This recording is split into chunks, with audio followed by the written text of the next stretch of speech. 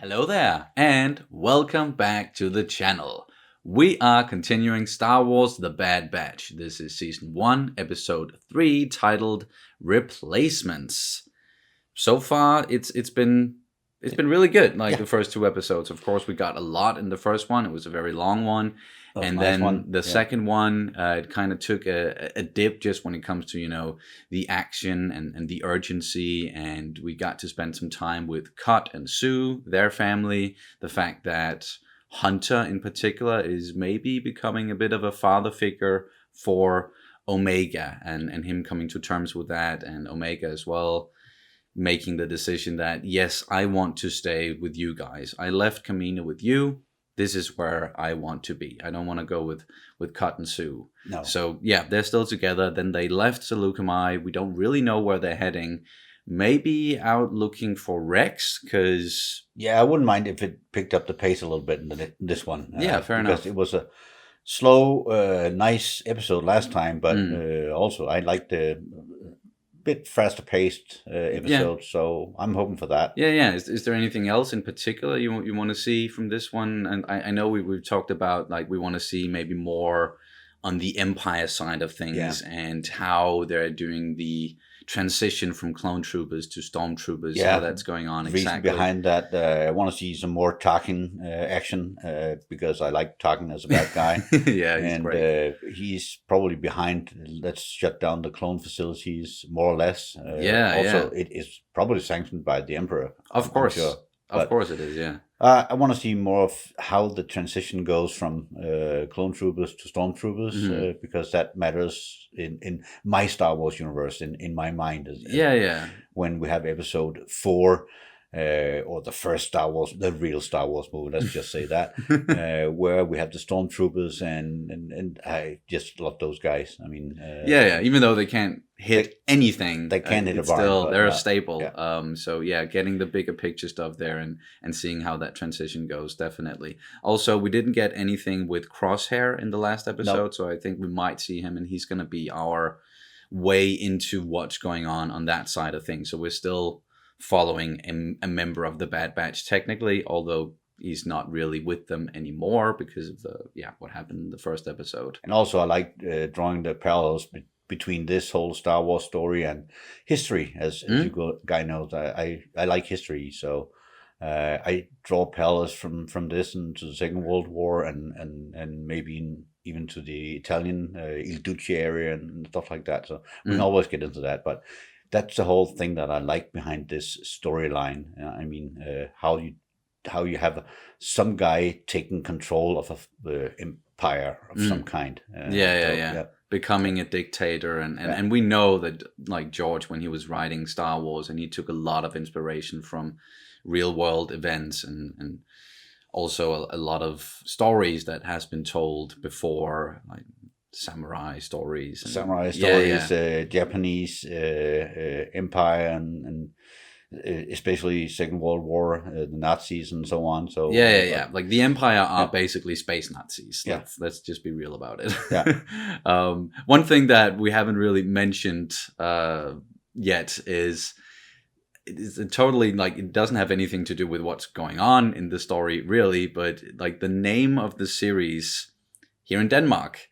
I just have to mention it because they, of course, translated it, which they do sometimes, and it basically just translates directly to hard dogs. The hard dogs. Yeah exactly. Tough dogs. The tough dogs. Yeah, that's what they're called in Danish, apparently. De hårde hunde, to say it in Danish. And I just thought that was wonderfully that's not working weird. For me. And many of the translations we see here, they're not really that great. The Bad Batch, that just sounds better and it makes way more sense. Yeah. But if you are ready, then let's jump into it. And you can, of course, always check out our full-length reactions where you can sync up the footage with your own copy of the episode. We also have early reactions for some of the shows that we're doing. It's all over on Patreon, and the link is down in the description below. Here we go. Wait, what's going on with the ship? Well, that doesn't look comfortable for either of you. That looks like the stuff that Luke brought to Dagobah. Or Yoda was rummaging through it. Repairs would go faster if I had some help. As soon as I finished building this scanner. Besides, the ship-wide diagnostic report indicated no critical systems were compromised. Say again? Yeah. Get ready for your first crash landing. Crash? Omega, strap in. It's not a Star Wars story if there isn't a crash landing at some point. Oh no! The gong droid!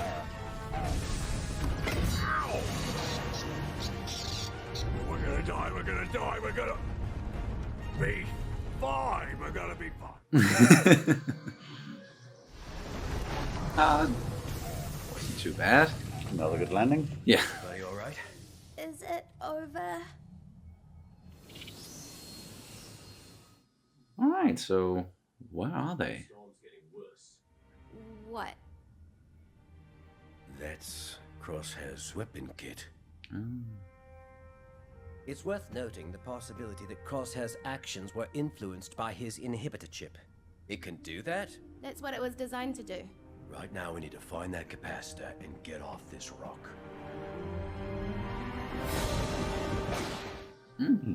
Speaking of Crosshair, Go away. I am compelled to comply with your request. Good idea.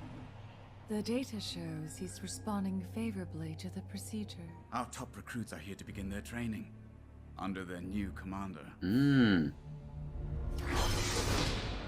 May I present our first elite squad? Imagine more squads like this being trained by skilled clones. Together, they would make a formidable army. I like that they address this now. yeah. We're actually getting into some of the stuff that we wanted them to get into. Yeah. Looks like he is going to be training Death Troopers. Or what will become Death Troopers. Most likely, yeah. What was that? I'm a little busy at the moment. That creature on the ship thing still works. Yeah, we saw something very similar in The Empire Strikes Back. Let's hope they're not inside of something big this time around. That looks kind of alien-like. Facehugger. We don't need that crossover.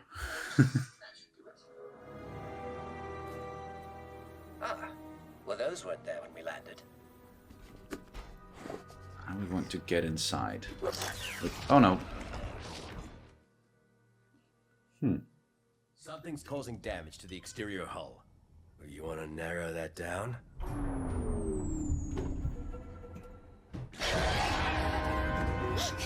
What? What is it? It ran off with the part. She's right. The capacitor's gone. It was probably drawn to the capacitor's electric charge. Well, that would have been good to know beforehand. I'm fine. You're staying. And I'll go that with ship. Yeah, That could be dangerous. I'm part of this squad now too, right? I guess. The loyalty of those who willingly enlist is what I see tremendous value in. Send the clone and your recruits to Onderon. I want Saw Gerrera's camp found and wiped Oh out. shit. Let's see if they can succeed where Clone Force 99 failed.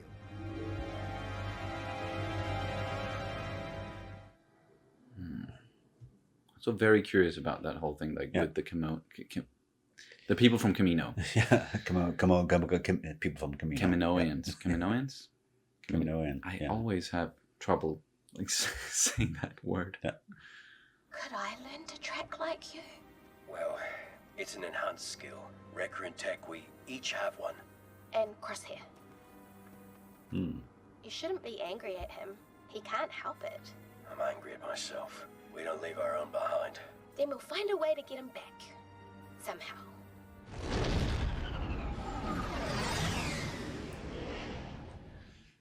All right.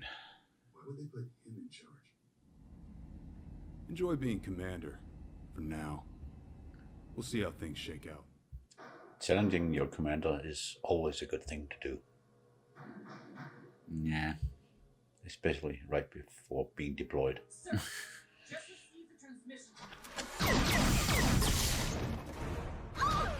Get our people on the shuttle now!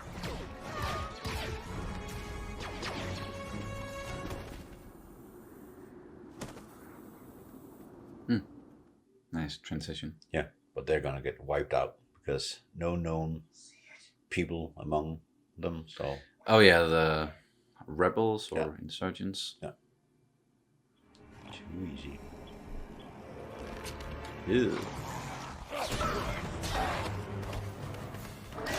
It's getting away! Hunter, you're not! Oh shit. Hunter, wake up! Wake up!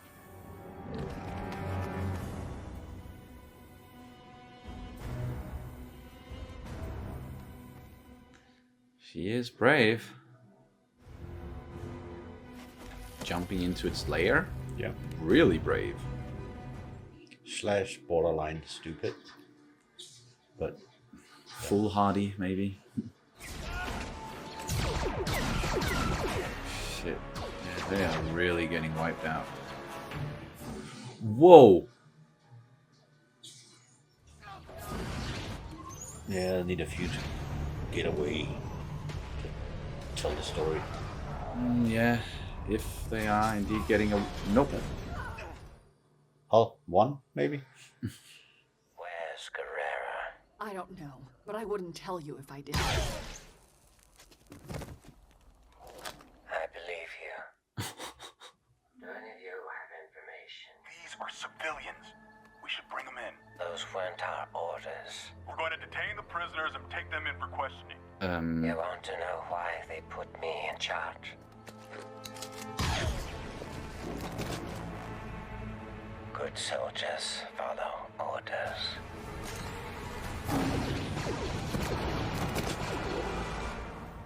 That's brutal. That is. There it is. Guess I got lucky. Maybe not.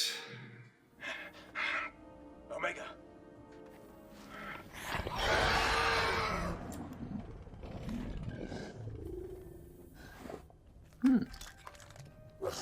It can be friendly.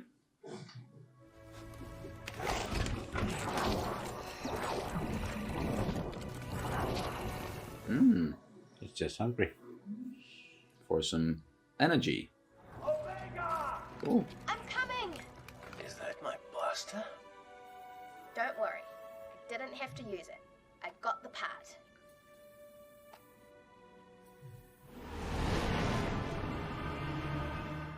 nicely done, Omega.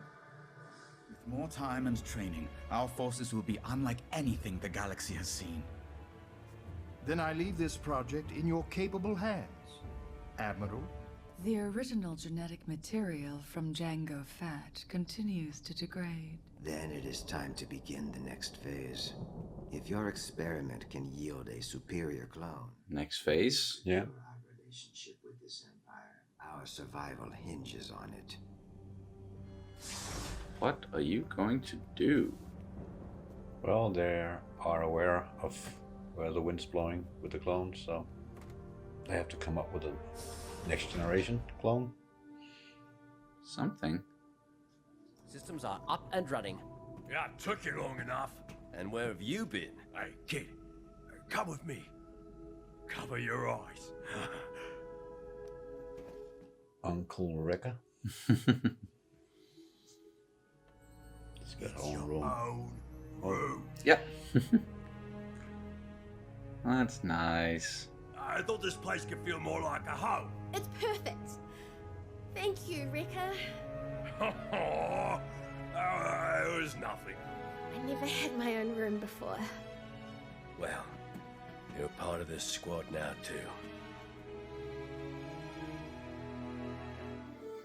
Sweet ending, but some really There's a tough stuff like went down this Yeah. episode, if you can call it that. there's a sweet detour with Omega and getting to know her a little bit better, and all the sweet stuff around her. Yeah. That was okay, but I kind of like the other story arc a little bit better. Yeah, well, yeah, that's where we got most of the information, and most like the story progression was definitely with Crosshair, what was going on Camino, their mission to Onderon again, compared to what the Bad Batch was doing, which was just a crash landing, going to a planet or a moon that they didn't intend to go to, and fixing the ship and leaving that moon again. You know, like those sorts of stories we've seen many times in Star Wars, with a little detour, and then we get maybe some character development, and we certainly did with Omega and her just becoming more and more a part of the crew and getting her own room in the end. Thought that was a nice Disney thing, I think. Yeah. I like that, but the whole thing with Crosshair, and they are making sure that he is up to speed and he's working perfectly, and then making him a commander over some conscripts. Yes, that kind of makes sense in the whole story about how the transition went from clone troopers to stormtroopers or conscripts that you get in the beginning. You might start off with something like mercenaries like this, then you will find the people who are willing to fight for the cause and train them as well, and and then later on you might go and just pick up kids and try to sort of make them have the right mindset, or indoctrinate them to having the right mindset, and that whole storyline that they started off there is, I mean, you can story wise, as you mentioned before, the Nazis, that kind of went well in the beginning with the people that were willing to fight for the cause, and then later on you took the young kids and sort of schooled them in the right way to have the right attitude and so on. So I like that storyline, how that along the way there are going to be someone like the guy that got shot, that sort of, this is beyond my morale base, so I'm not going to do it. This is wrong. Yeah, we don't kill innocent civilians. No. And then you have someone like Crosshair, and he said it multiple times now, good soldiers follow orders. Yeah. And that can very well, like, it might very well be the inhibitor chip talking, or, you know, just making that decision for him a little bit. It seems like there's still something going on in there where he's kind of aware of. Yeah, but every time that he's been given an order, he's going to follow it because the inhibitor chip tells him to. And I think that might also be, or that could be the reason behind going away from the clones after they initiated Order 66, because by then everyone's going to follow orders blindly. Before that, they were sort of thinking a little bit themselves. They were working very well with the Jedi, and came up with solutions on attacks and so on, and now they'll just follow orders, go right around. The base is becoming more robotic in that way, more like the droids that they were fighting during the Clone Wars.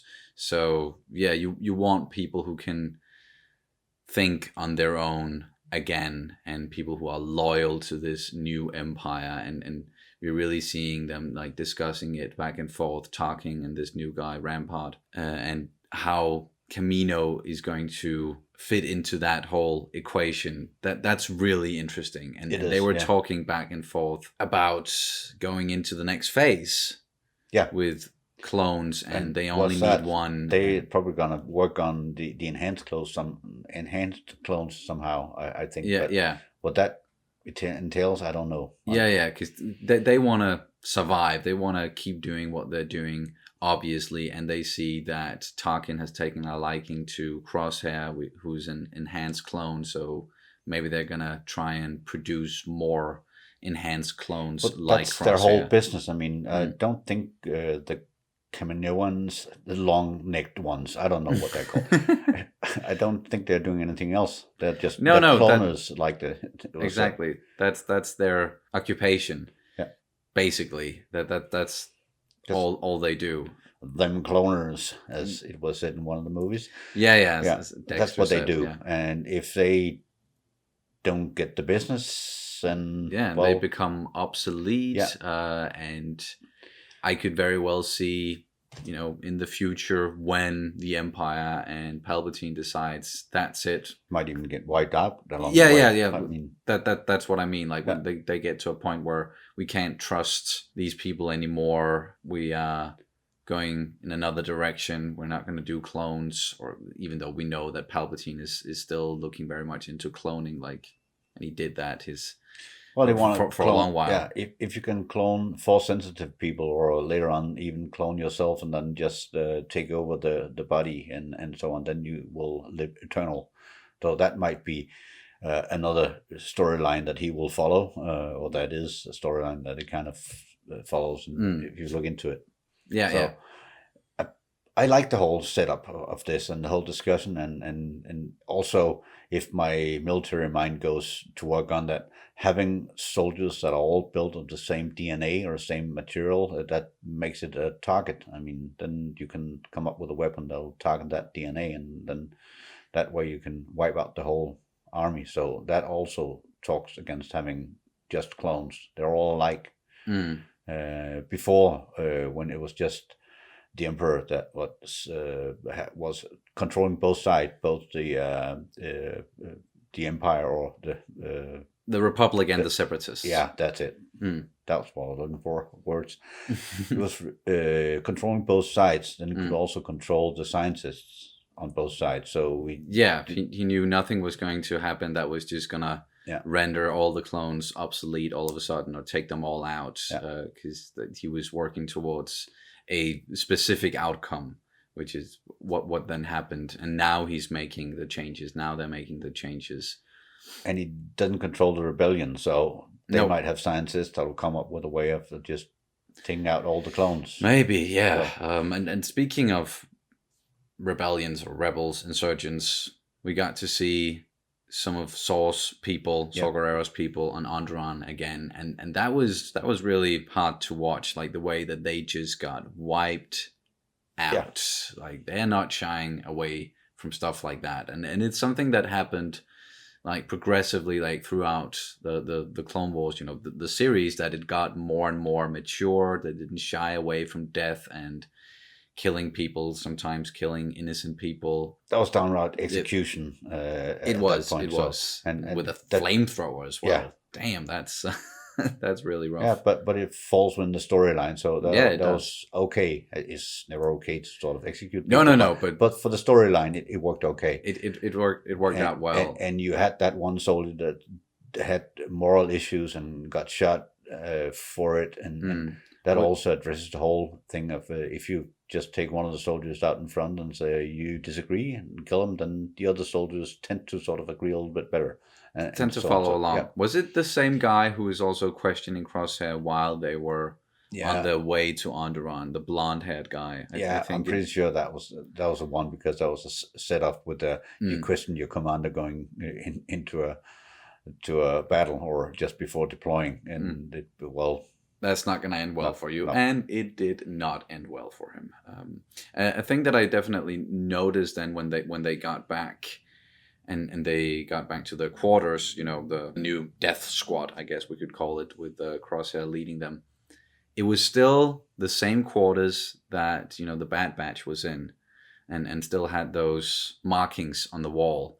But it looked way more, clean first off, but also it had no personality to it. It didn't feel like a home, which is what Wrecker then created for Omega aboard their ship. So you see like the differences there already, and with the clones from the Bad Batch, like they definitely made a home of that place on Camino compared to what it looks like now, where it's just kind of cold and soldier quarters. They dress alike, they live alike, and they're alike, and that's you're right. Their uniform, exactly. Hence, even their armor, the uniform is the same. There might be some sort of a special forces crew there who's going to become the Death Troopers at some point, but they look very alike. Just with the exception of Crosshair, he looks a little bit different because he's the commander, I guess. But once again, compared to the Bad Batch, like they and just the clones in general during the Clone War, they were encouraged to sort of spice things up, like look wise, and become more individual. But after the inhibitor chip, I mean, they took away all the insignia and stuff like that. So we get the visual representation of that as well, and they are all becoming uniform and just looking alike. And at least when you move into battle, you want to look all alike. You don't want to stick out as a commander. That's way too easy for the enemy to find out who's the commander if you stick out. There's that as well. Yeah, sure. So and this whole thing of making these special troopers, special units, and the whole story around them, that works very well for you, for your soldiers, and also the enemy will see them as maybe they'll get the storyline that they are extra good or whatever. That helps them going into battle as well. So if they build some sort of reputation around themselves, and then when the enemy sees these unique looking troopers, or death troopers for lack of a term here, when they see them, they know that, oh shit, this is not going to go well, or like they have a reputation already, and that fear will kick in, which is going to benefit Crosshair and all the others. So yeah, it makes a lot of sense. You can use that in battle. I mean, if you go back in history and talk about the well, we all know about Irvin Rommel. He was the Desert Fox, and he got a good reputation, and that meant that British soldiers or anyone going into battle with Irvin Rommel, he sort of got a little head start because it was Irvin Rommel. They tried to do the same with Montgomery and surrounded him with good staff officers as well. Or General Patton, he was a good example as well. Hitler and the High Command, the German High Command, saw him as a person who was he was a real good soldier. He was most likely to be the one to lead the invasion into Europe, and that could be used by the Allies and Eisenhower. So they created a whole story about Patton should lead this the invasion of Europe. And he was given command of more or less inflatable tanks and tents and stuff like that, and got the storyline that he was in command of a large army prepping for invading Europe. So they focused on the wrong thing. So it can be used both by yourself and by the enemy, setting up these stories about good troopers or high command, individuals. So it works both for you and against you, depending on how you use it. So, and they kind of touch in on that in this episode, or at least in my mind, they do. So, it was some really interesting stuff, and we got sort of what we asked for with them delving more into that part of the story with the Empire and Crosshair, the clones, what's going to happen. So all in all, a good third episode.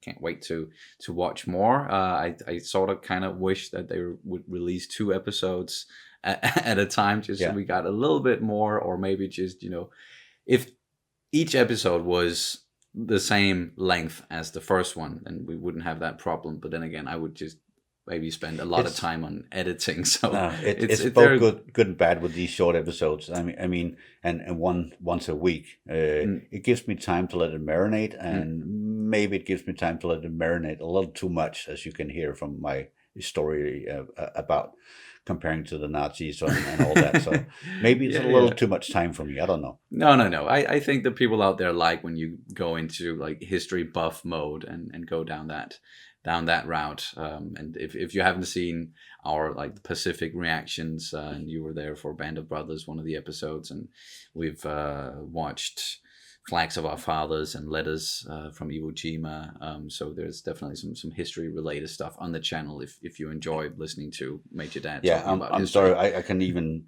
push this one in along the Japanese Empire and then follow that line with the samurais and all that. So we could go down a rabbit hole. No problem. Let's not go there, but maybe next time, depending on what happens. But unless you have anything else, then, I could go on for hours, so let's not. So no, let's just wrap it up. It was a good episode. I was entertained. So. Oh, yes. Very entertaining, always in the Star Wars universe. But that's going to do it for this reaction and review of Star Wars The Bad Batch Season 1, Episode 3, Replacements. Thank you guys so much for watching as always, and we'll see you very soon. May the Force be with you always.